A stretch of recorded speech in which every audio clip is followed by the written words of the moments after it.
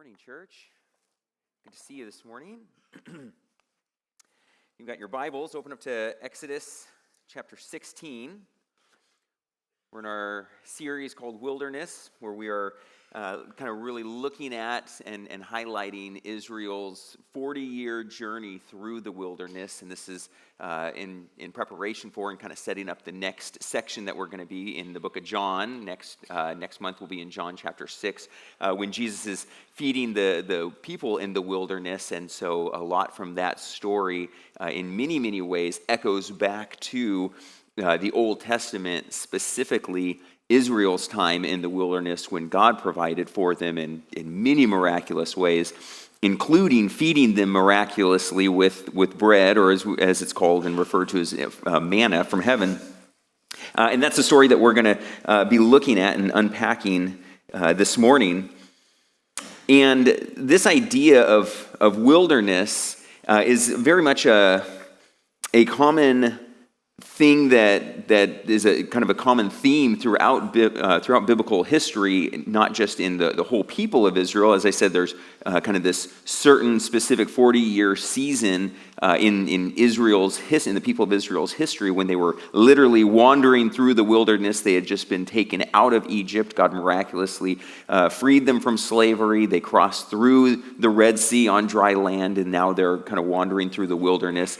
And God's preparing to bring them into the promised land. And that's the season that they're in. But the whole idea of wilderness is also very much a biblical theme that we see in many different people and at times throughout the story of the Bible. And the idea of a wilderness is that it's often synonymous with a season and a place of difficulty, a place of obscurity, a place of solitude and isolation. It's a place where God uses difficulty to shape and to form a person or his people. If you think of it like a boot camp or like an academy, it's a specific, intentionally difficult place for the purpose of developing something in somebody or some people. It's true for many Bible characters that we read about, that they go through this sort of difficult season. It's true for the church. It's true for saints throughout time. As I was kind of thinking through examples of people who were, had a large impact for the kingdom, who went through difficulties. Virtually you could pick any person who's well known that you see, that maybe was a prolific writer or speaker or pastor or evangelist, and they could probably point to difficult seasons that they went through or trials that really shaped them and formed them. One that I think is worth highlighting is Fanny Crosby. I don't know if you've ever heard of her, but she was born in 1820. She was probably one of the most prolific hymn writers. She wrote over 8,000 hymns, many of which are still sung today. When Fanny Crosby was 6 months old, she developed an eye infection, and when the doctor tried to treat it, he made a mistake, and it actually caused her to go blind. And her eyesight never recovered. She lived till she was 94 years old, so all she ever knew was blindness. But she said a lot about her blindness and living life blind. But she had this incredible memory, this ability to memorize things, and just an amazing poetic gift. But she said this about her blindness. She said, "It seemed intended by the blessed providence of God that I should be blind all my life, and I thank Him for the privilege." Of the doctor who accidentally blinded her, she said this: "If I could meet him now, I would say thank you, over and over for making me blind." I think too often in our world where we're so inclined to desire comfort and ease and eliminate any kind of pain or uncertainty or any sort of discomfort, this is totally foreign to us, this kind of mindset. But what Fanny Crosby realized, and what I want us I think is going to come out of the scriptures as we read it this morning, is that difficulties and difficult seasons, yes, are not enjoyable. Nobody wakes up in the morning and is like, man, I just hope I really suffer this morning. But yet, when you and I would probably agree that as we look back over our life, like so many of the songs we just sang, as we look back, we see God's faithfulness, and we see that in the difficult seasons and the trials, those were actually God's tools that he used to shape something in us and to produce something from us. And if given the choice, we would probably never go back and say like, yeah, I just want to go through that again. But we would probably also say, I would never go back and change it if I could, because of what God did in me and through me as a result of that season. And I think Fanny Crosby's words and testimony really echo that. And so I think it's true that the trials and the difficult seasons of God's people are not a result of God's cruelty or his forgetfulness. God doesn't just wake up in the morning and think, how can I make them suffer today? Or he doesn't wake up and go, oh yeah, I forgot about those people over there. Oh man, I better jump in and do something about that. But oftentimes the difficulties, the trials, the wilderness, so to speak, is actually God's kindness, and it's his mercy. And so, once again, as we turn to Exodus 16, we see that once again the people are in an impossible situation. They've just started their journey into the wilderness, and they need food. The need for food, and as you read the chapter before, the need for water is not in and of itself a sin, but how they respond is where they start to get into trouble. Once again, they're put in this impossible situation, and the question is asked in many ways through their situation is, what are they going to do about it? Are they going to trust God? Are they going to trust that God is going to get them out of this, is going to be faithful to do what he promised he will do? Or will they operate like the rest of the world will? Will they operate like the world, or will they operate just like God's people, like God desires for them to be?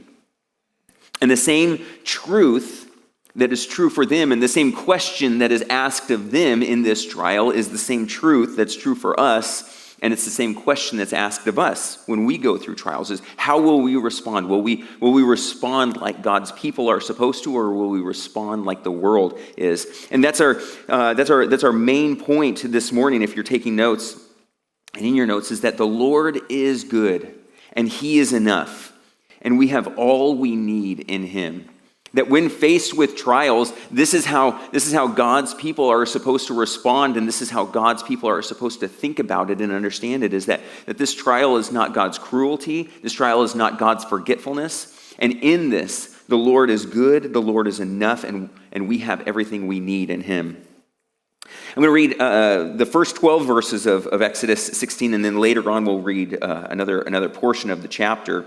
I encourage you, if you've never read this section, to read it. It's really good. It's really incredible stories and some really beautiful details. So starting in verse 1, Exodus 16:1, they set out from Elim, and all the congregation of the people of Israel came to the wilderness of Sin, which is between Elim and Sinai, on the 15th day of the second month after they had departed from the land of Egypt. Quick pause there is that when we talk about the wilderness of sin, I don't want you to think that this is like poetically attributed to sin in the sense of wrongdoing. This is just related to Sinai, the Sinai Peninsula, like right across the Red Sea from Egypt, and that's where this story takes place. Verse 2, and the whole congregation of the people of Israel grumbled against Moses and Aaron in the wilderness. And the people of Israel said to them, would that we had died by the hand of the Lord in the land of Egypt, when we sat by the meat pots and ate bread to the full. For you, this cracks me up, this is so funny, for you have brought us out here into the wilderness to kill this whole assembly with hunger. It's funny how they're so quick to remember the food they had in Egypt, but they kind of forget about the little thing called slavery that they were experiencing in Egypt. Verse 4, then the Lord said to Moses, behold, I am about to rain bread from heaven for you, and the people shall go out and gather a day's portion every day, that I may test them whether they will walk in my law or not. On the sixth day, when they prepare what they bring in, it will be twice as much as they gather daily. So Moses and Aaron said to the people of Israel, at evening you shall know that it was the Lord who brought you out of the land of Egypt.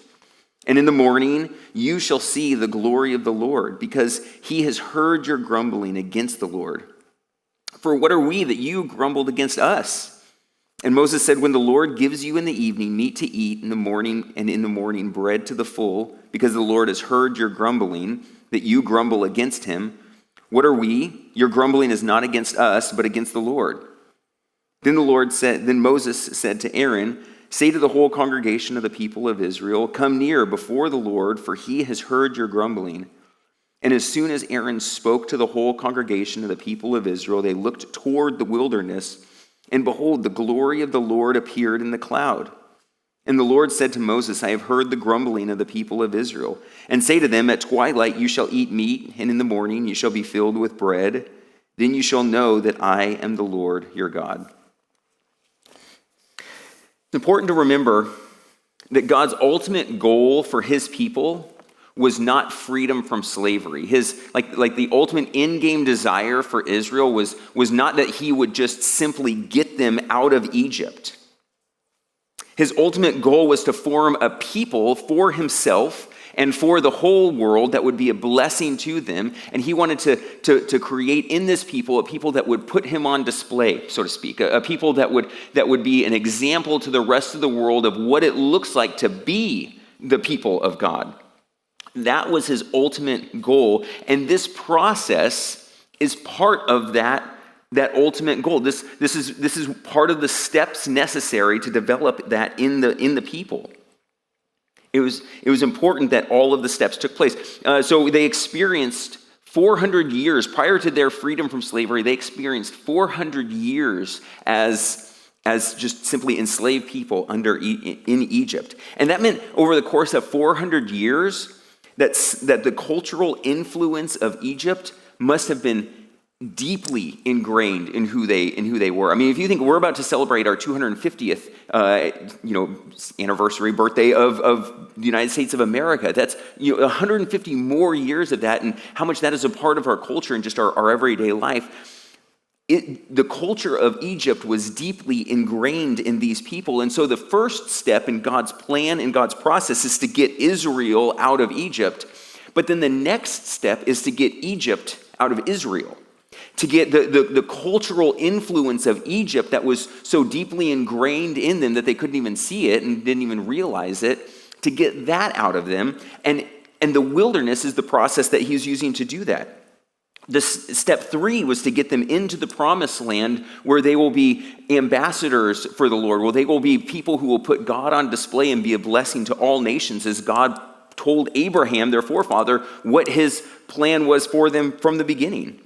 The plagues, if you think of it in this way, and the plagues that we read about in the first part of Exodus, those were the steps necessary to accomplish step number 1, but the wilderness experience was the steps necessary and the steps designed to accomplish step number 2.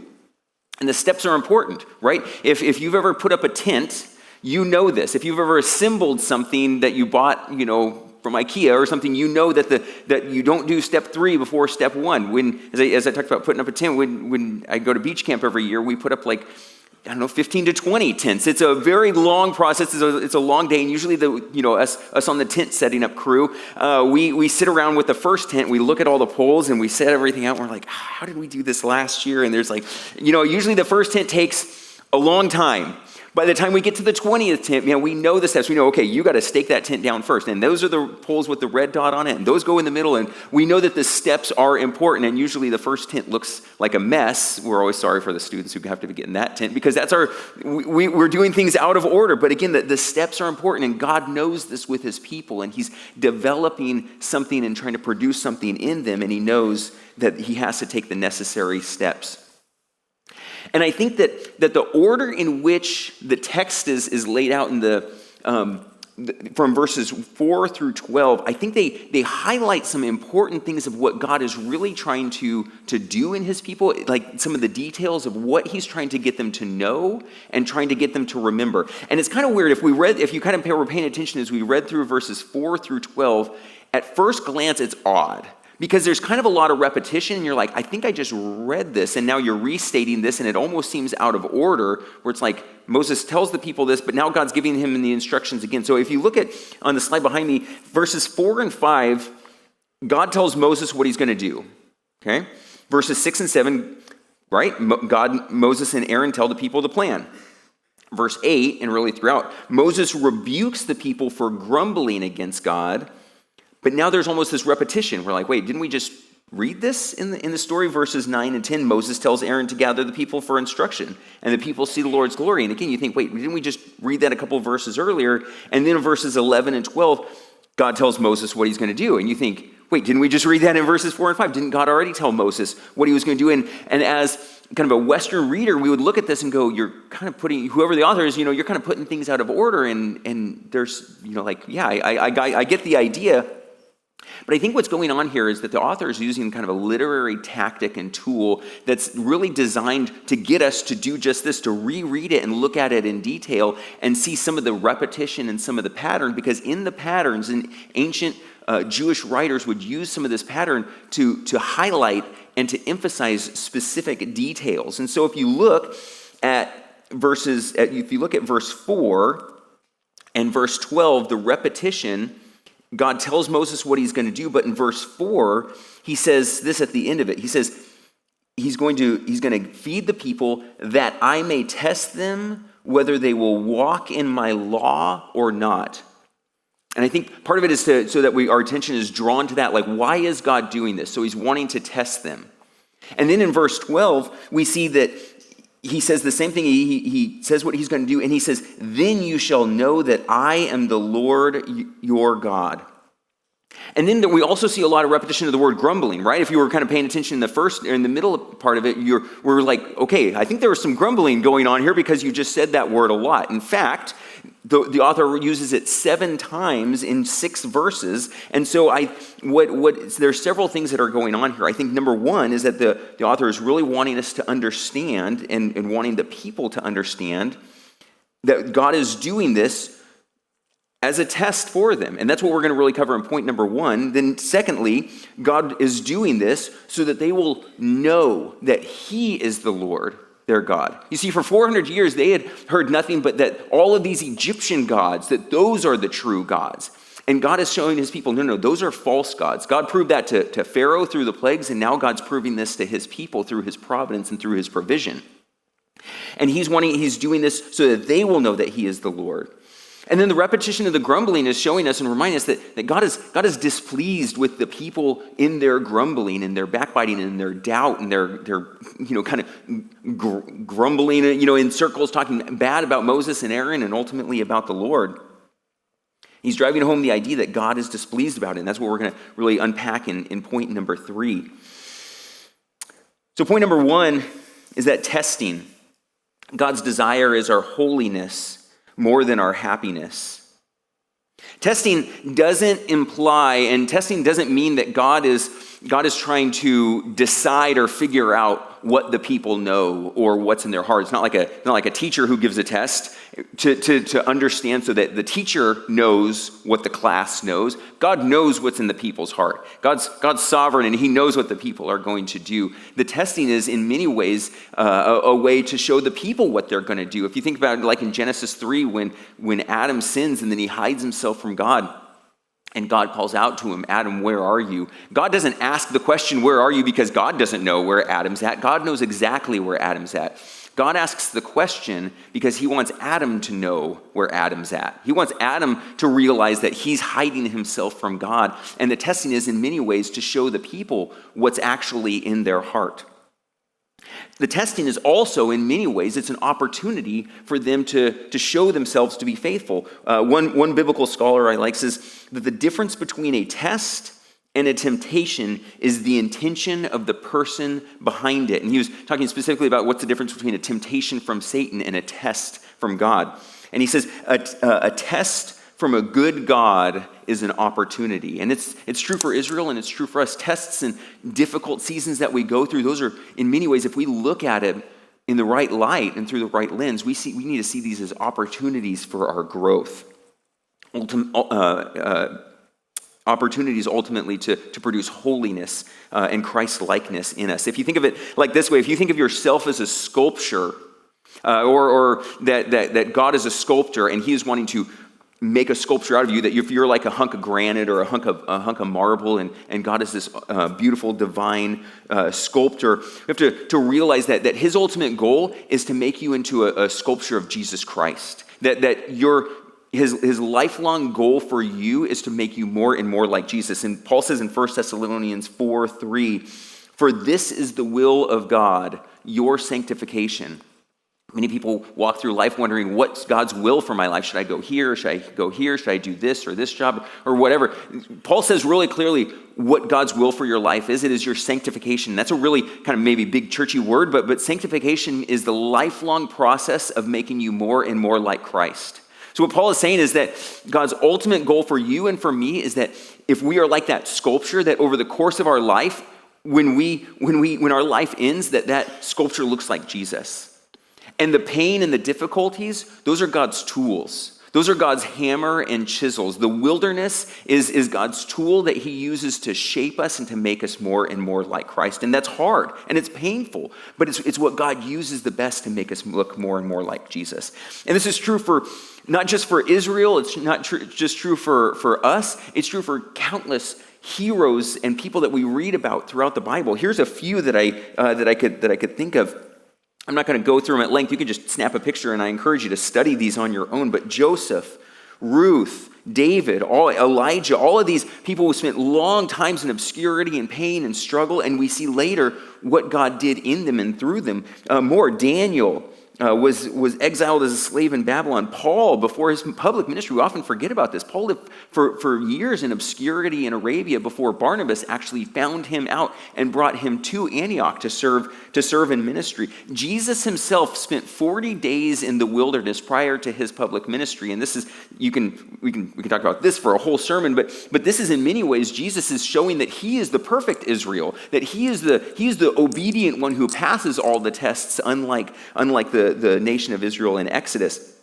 And then Moses himself, before God ever led him back to Egypt to free the people, Moses spent 40 years as a shepherd in the wilderness himself. And this is pure speculation, but I can only imagine that countless times as Moses was leading Israel through the wilderness for 40 years, shepherding them in many ways, I can only imagine how many times he looked at the people and dealt with hard things and difficult people and pain and suffering and doubt and just like day by day living by God's providence and provision. And he probably thought back to those years in the wilderness shepherding actual sheep and probably thought to himself, oh yeah, God, I remember when you taught me that lesson, and now I'm saying the same thing to these people. And like, Lord, now I see what you were doing all those decades ago when I totally didn't know what was going on. And I imagine you could relate to that as well, where there are hard things you've gone through, and you look back on them and you think,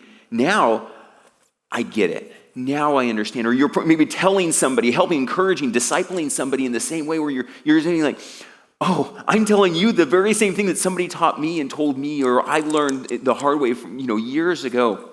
And you think, thanks God, now I understand. And he's telling you that to remind you because maybe you're going through hard stuff right now.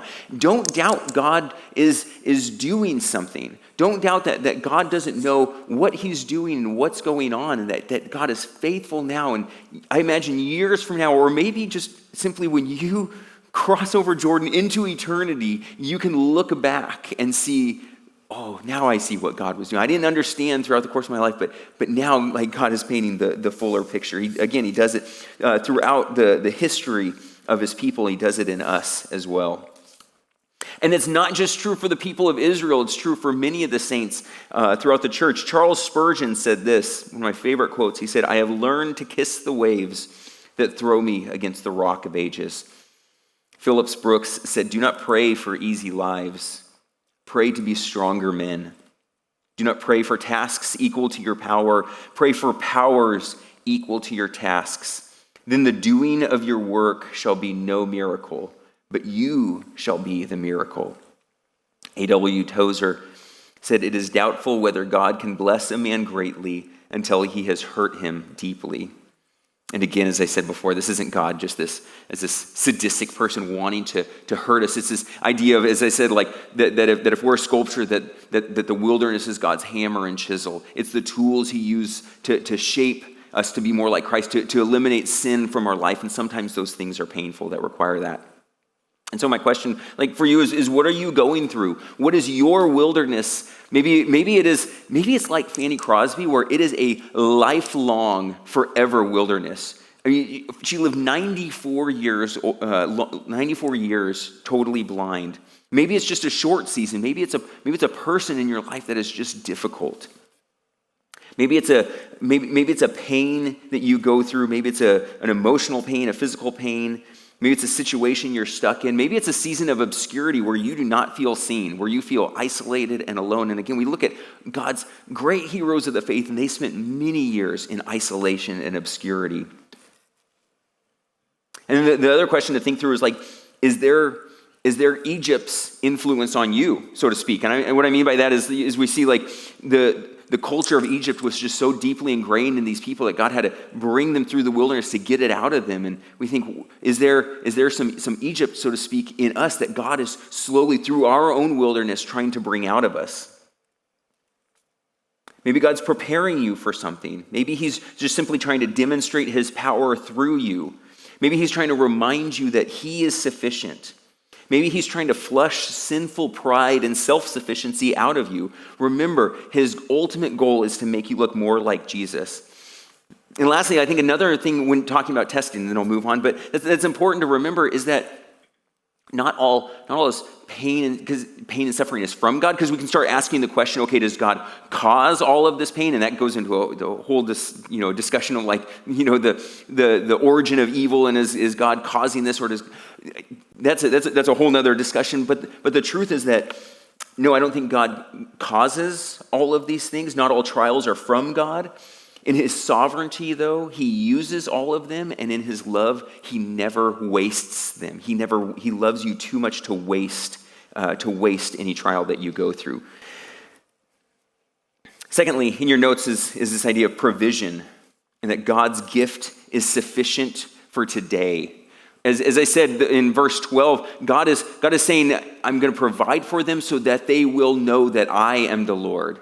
And these daily things that we go to where God provides daily, they're intended to show the people, and they're intended to show us that God is the Lord, that there is one true God.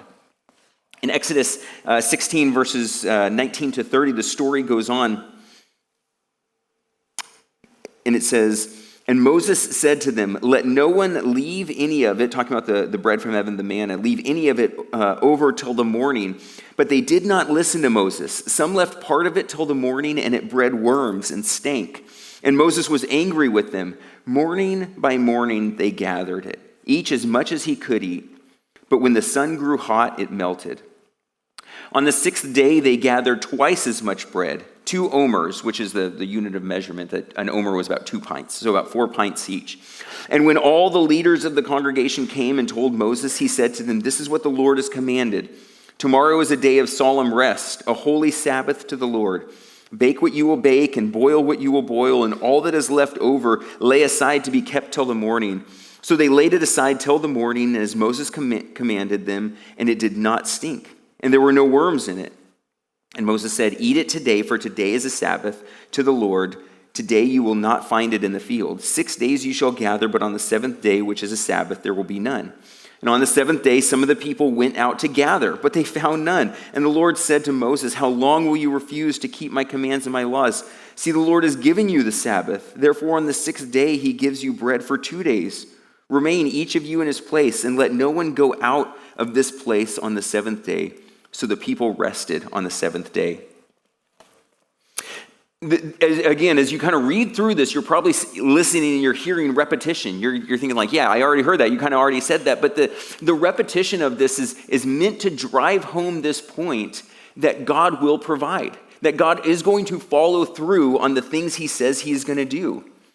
And then you also probably read the repetition of the failure. I mean, it's almost comical if it wasn't so much like a little hurtful, because if we're being really honest, we can laugh at the people like, seriously, guys? You saw God part the sea and you walked across on dry land. You see God miraculously provide, like literally you walk out of your tents and there's just this stuff in the field and you go out and you gather it and it's food for you. And yet you're still doubting God and you're still not doing what he's telling you to do. He says, only gather enough for today.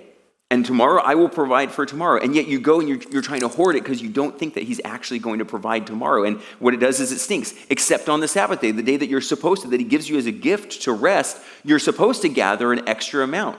And then so they do that, and then they still think, oh, maybe God isn't actually going to follow through. And then they go out on the Sabbath when they're not supposed to, and there's nothing. And it's almost comical if it didn't strike a little close to home, because if we're being honest, you and I do the same thing. Like, we see God miraculously work every single day. Like, our planet is spinning at thousands of miles an hour through space. And it does it every day. I mean, we just wake up and there's the sun again. And we don't even think and yet when we have these little problems in our life, we start to fret and worry like, oh, I need to take control. Like, don't worry about it, God. I've got it. I've got control. I can figure this out on my own. People do this and we do the same thing. What is the lesson that God is trying to get his people to learn? It's don't worry about tomorrow. Be faithful. Be obedient today. Matthew 6:25 and 32 to 34, Jesus says this, "Therefore I tell you, do not be anxious about your life, what you will eat or what you will drink, nor about your body, what you will put on. Is not life more than food and the body more than clothing? For the Gentiles seek after these things, and your heavenly Father knows that you need them, but seek first the kingdom of God and his righteousness, and all these things will be added to you. Therefore do not be anxious about tomorrow, for tomorrow will be anxious for itself. Sufficient for the day is its own trouble." This doesn't mean that you can't put out your clothes for tomorrow. This doesn't mean that you can't prepare a meal for the next day. It doesn't mean you can't think about retirement or students where you're going to go to college or any of those things. But it's this idea of worrying. It's this idea of fretting. It's this idea of doubting that God is going to be faithful and follow through. That's what he's trying to get his people to understand. And then thirdly, in your notes is disobedience, the evidence of a defiant heart. We see, as I said, in the repetition, we see a repetition of God's faithfulness and provision. Day after day, he is faithful for 40 years. At the end of the chapter, it says this, every day he provided for 40 years until they crossed into the promised land. But what we also see is a repetition of defiance and a repetition of disobedience.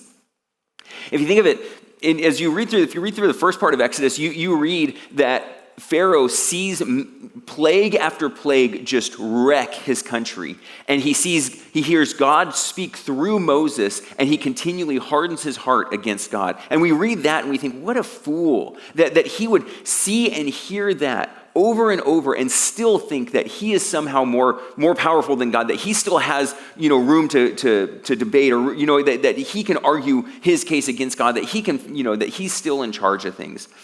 But then we start reading the second part of Exodus and we go, wait a minute, the people are doing the exact same thing. As much as and we're like this too, as much as we want to point the finger to, those people in the government or those people out there, and like, what fools that they would doubt God, or people that how do they think this earth could just be, created from nothing? How could people, think of evolution? And yet we still walk through, our world thinking that we are somehow in charge. And if we're really being honest, that same hard-heartedness is many times in us as well.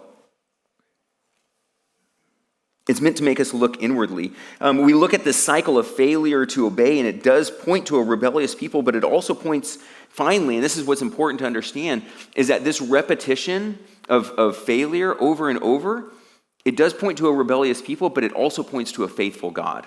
It points to a patient and loving God that after the first or second failure doesn't just say, I'm tired of this people, like I'm done with you, I'm going to go figure it out, I'm going to go find another group of people that'll be more obedient. No, God is patient and he is long-suffering with his people, and it's true for us as well. As it is true, we can be so hard-hearted, so stubborn, so sinful, so doubtful of God's faithfulness and provision. But that shouldn't cause us to just walk away and be like, God's done with me. No. What we see in the text is that, well, there are many sins of the people, God's faithfulness and grace is even greater. And what we see this side of the Bible story is that this story points to something greater. It points to Jesus. It points to Jesus. And truly, because of Jesus, we can say what Jeremiah says in Lamentations 3, where he says, the steadfast love of the Lord never ceases. His mercies never come to an end. They are new every morning. Great is your faithfulness. The Lord is my portion, says my soul. Therefore, I will hope in him.